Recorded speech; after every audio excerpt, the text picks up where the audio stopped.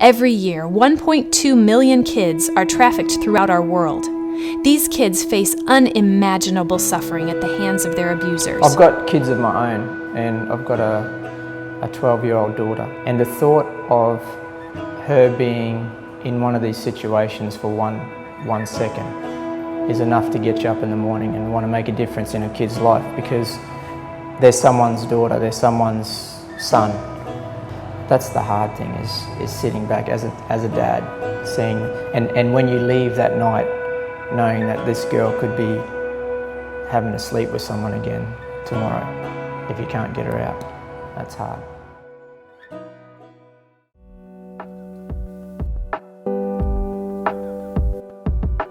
Every rescue is different, but they all have a very similar feel. Many of the girls come from a very similar background and have been tricked or coerced, and brothel owners using very similar methods.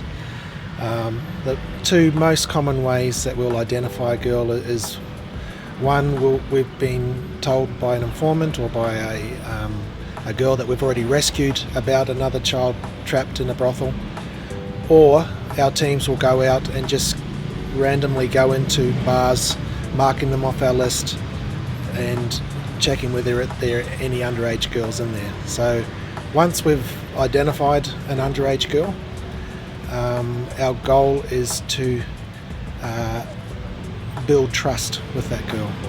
So we will try and sit with her and talk with her and try and create an environment that she can see that we are one of the good guys, because we've got to get over that hurdle that good guys don't go to brothels. So the assumption is, as soon as we walk through the door, we're just the same as the guy who just walked out and had just finished abusing her. So we have to build the trust, and on top of that, most of the time she's there because people she trusted betrayed that trust. So a family member or a friend of the family, by far majority, are the ones that have somehow tricked the girl into where she is now. So the biggest thing for us is to gain the trust of the girl that we're good guys and what we say is true. Once we've given an offer of escape to the child, many things can happen. She can say yes, no, I'll think about it, and how she actually leaves is varied. Sometimes she'll leave with us there and then, not go back to the brothel.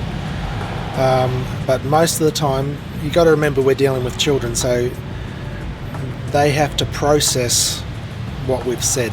So normally it's could be a couple of days before she processes and says, yes, these guys have stood out as the real deal, and I'm going. So we can either pick them up from the brothel, which creates a bit of a higher risk situation. We can find a neutral place to meet them, like at a restaurant or something like that. Sometimes they have the freedom to go back to their family periodically, and they will let us know they're going up to the village, and we will go and meet them up at the village and collect them from there. So whatever the child feels most comfortable in doing, that's the way we'll do it to get them out. If we looked at how big the problem is, just overwhelming. But when you're in these yucky places and you find one of these beautiful kids and you get them to a place where you can tell them why you're there, and you can offer them a new life, and seeing their little faces light up, it's pretty cool. Yeah.